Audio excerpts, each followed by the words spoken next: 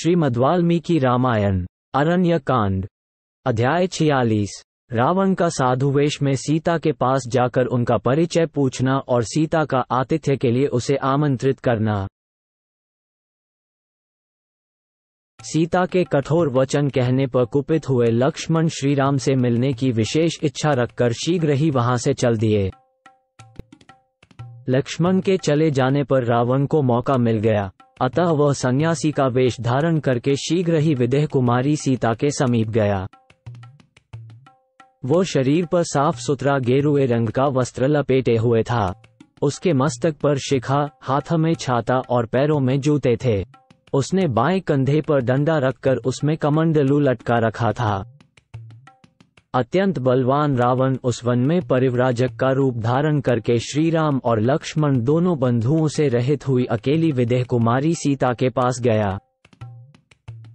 जैसे सूर्य और चंद्रमा से हीन हुई संध्या के पास महान अंधकार उपस्थित हो, उसी प्रकार वह सीता के निकट गया। तदनंतर जैसे चंद्रमा से रहित हुई रोहिणी पर अत्यंत दारुण ग्रह मंगल या शनैश्चर की दृष्टि पड़े, उसी प्रकार उस अतिशय क्रूर रावण ने उस भोली भाली यशस्विनी राजकुमारी की ओर देखा। उस भयंकर पापाचारी को आया देख जनस्थान के वृक्षों ने हिलना बंद कर दिया और हवा का वेग रुक गया। लाल नेत्रों वाले रावण को अपनी ओर दृष्टिपात करते देख तीव्र गति से बहने वाली गोदावरी नदी भय के मारे धीरे धीरे बहने लगी। राम से बदला लेने का अवसर ढूंढने वाला दशमुख रावण उस समय भिक्षु रूप से विदेह कुमारी सीता के पास पहुंचा। उस समय विदेहराज कुमारी सीता अपने पति के लिए शोक और चिंता में डूबी हुई थी। उसी अवस्था में अभव्य रावण भव्य रूप धारण करके उनके सामने उपस्थित हुआ, मानो शनैश्चर ग्रह चित्रा के सामने जा पहुंचा हो। जैसे कुआं तिनकों से ढका हुआ हो, उसी प्रकार भव्य रूप से अपनी अभव्यता को छिपाकर रावण सहसा वहां जा पहुंचा और यशस्विनी रामपत्नी वैदेही को देखकर खड़ा हो गया। उस समय रावण वहां खड़ा खड़ा रामपत्नी सीता को देखने लगा। वे बड़ी सुंदरी थीं। उनके दांत और ओठ भी सुंदर थे। मुख पूर्ण चंद्रमा की शोभा को छीने लेता था। वे पर्णशाला में बैठी हुई शोक से पीड़ित हो आंसू बहा रही थी। वह निशाचर प्रसन्नचित हो रेशमी पीतांबर से सुशोभित कमलनयनी विदेह कुमारी के सामने गया। उन्हें देखते ही कामदेव के बाणों से घायल हो राक्षस राज रावण वेद मंत्र का उच्चारण करने लगा और उस एकांत स्थान में विनीत भाव से उनसे कुछ कहने को उद्यत हुआ। त्रिलोक सुंदरी सीता अपने शरीर से कमल से रहित कमलालया लक्ष्मी की भांति शोभा पा रही थी। रावण उनकी प्रशंसा करता हुआ बोला, उत्तम सुवर्ण की सी कांति वाली तथा रेशमी पीतांबर धारण करने वाली सुंदरी, तुम कौन हो? तुम्हारे मुख, नेत्र, हाथ और पैर कमलों के समान हैं, अतः तुम पद्मिनी, पुष्करिणी की भांति कमलों की सुंदर सी माला धारण करती हो। शुभान्य, तुम श्री, हरि, कीर्ति, शुभ स्वरूपा लक्ष्मी अथवा अप्सरा तो नहीं हो? अथवा वरारोहे, तुम भूति या स्वेच्छापूर्वक विहार करने वाली कामदेव की पत्नी रति तो नहीं हो? तुम्हारे दांत बराबर हैं, उनके अग्रभाग कुंद की कलियों के समान शोभा पाते हैं। वे सब के सब चिकने और सफेद हैं। तुम्हारी दोनों आंखें बड़ी बड़ी और निर्मल हैं। उनके दोनों कोए लाल हैं और पुतलियां काली हैं। कटी का अग्रभाग विशाल एवं मांसल है।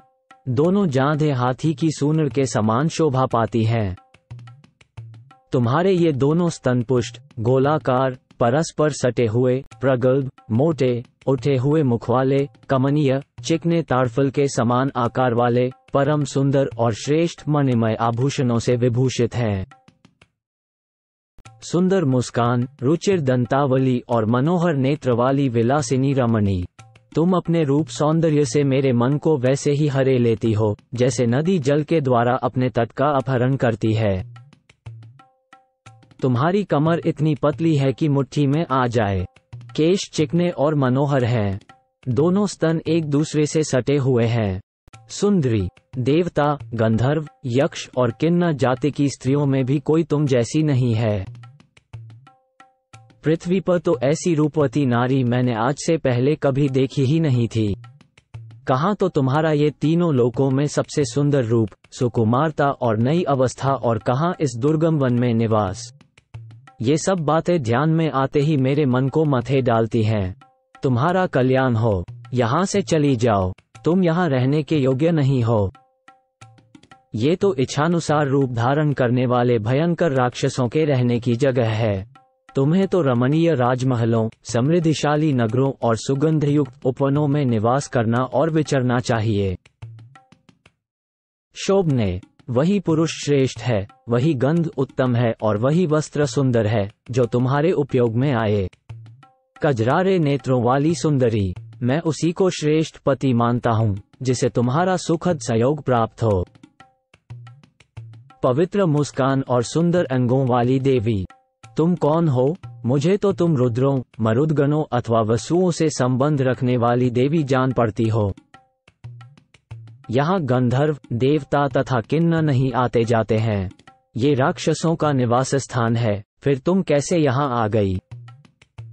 यहाँ वानर, सिंह, चीते, व्याघ्र, मृग, भेड़िए, रीछ, शेर और कंक, गीद आदि पक्षी रहते हैं।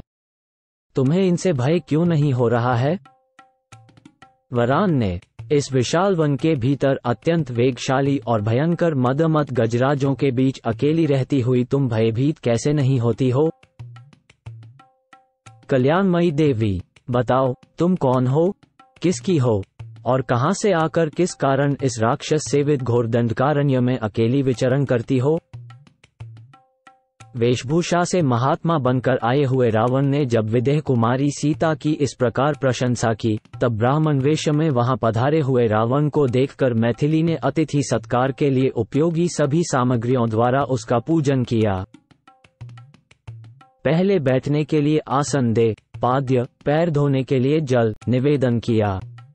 तदनंतर ऊपर से सौम्य दिखाई देने वाले उस अतिथि को भोजन के लिए निमंत्रण देते हुए कहा, ब्रह्म, भोजन तैयार है, ग्रहण कीजिए। वह ब्राह्मण के वेश में आया था, कमंडलू और गेरुआ वस्त्र धारण किए हुए था। ब्राह्मण वेश में आए हुए अतिथि की उपेक्षा असंभव थी। उसकी वेशभूषा में ब्राह्मणत्व का निश्चय कराने वाले चिन्ह दिखाई देते थे। अतः उस रूप में आए हुए उस रावण को देखकर मैथिली ने ब्राह्मण के योग्य सत्कार करने के लिए ही उसे निमंत्रित किया। वे बोली, ब्राह्मण, ये चटाई है, इस पर इच्छानुसार बैठ जाइए। ये पैर धोने के लिए जल है, इसे ग्रहण कीजिए, और यह वन में ही उत्पन्न हुआ उत्तम फल मूल आपके लिए ही तैयार करके रखा गया है, यहाँ शांत भाव से उसका उपभोग कीजिए। अतिथि के लिए सब कुछ तैयार है, ऐसा कहकर सीता ने जब उसे भोजन के लिए निमंत्रित किया, तब रावण ने सर्वम संपन्नम कहने वाली राजरानी मैथिली की ओर देखा और अपने ही वध के लिए उसने हठपूर्वक सीता का हरण करने के निमित्त मन में दृढ़ निश्चय कर लिया। तदनंतर सीता शिकार खेलने के लिए गए हुए लक्ष्मण सहित अपने सुंदर वेशधारी पति श्री रामचंद्र जी की प्रतीक्षा करने लगी। उन्होंने चारों ओर दृष्टि दौड़ाई, किंतु उन्हें सब ओर हरा भरा विशाल वन ही दिखाई दिया। श्री राम और लक्ष्मण नहीं दिख पड़े।